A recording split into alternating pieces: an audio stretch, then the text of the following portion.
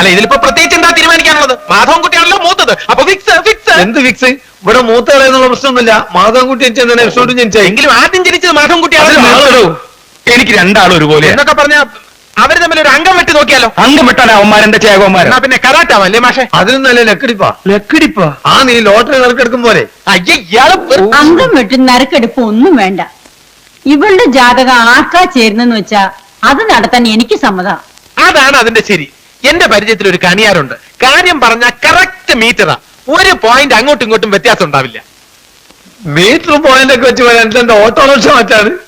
വേണ്ട, ആരും കയർ പൊട്ടിക്കണ്ട. പൊരുത്തം നോക്കി കൃത്യമായിട്ട് പറയുന്ന ഒരാളെ എനിക്കറിയാം. രാധികയുടെ ജാതകം തന്നയക്കുന്നോണ്ട് വിരോധമുണ്ടോ? എനിക്കൊരു വിരോധവും ഇല്ല. പ്രതിനിധികൾക്ക് തൃപ്തിക്കുറവൊന്നുമില്ലല്ലോ. സന്തോഷമേ ഉള്ളൂ. കൃഷ്ണൻകുട്ടിയെ കാര്യങ്ങൾ പറഞ്ഞ് ഞാൻ സമ്മതിപ്പിക്കും.